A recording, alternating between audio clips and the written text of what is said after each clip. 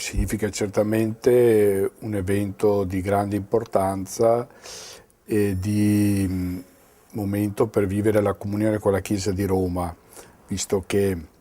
la tradizione fa ricondurre l'evangelizzazione di Aquileia a San Marco,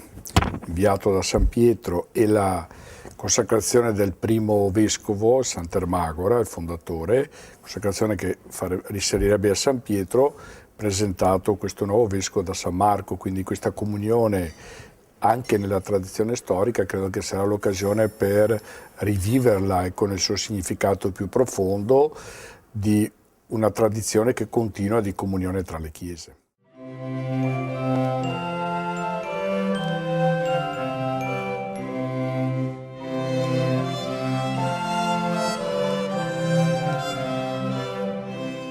Quello che ci auguriamo e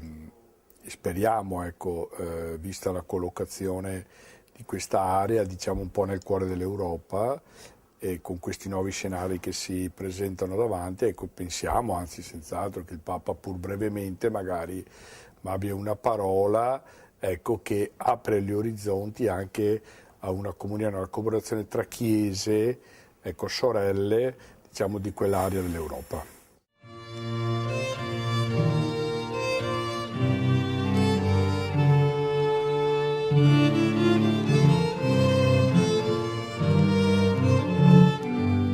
Già abbiamo iniziato a sensibilizzare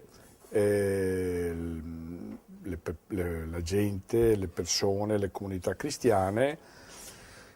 Penso che il fatto che il Papa abbia questa prima tappa ad Aquileia, che poi si completerà a Venezia, già motiverà molto,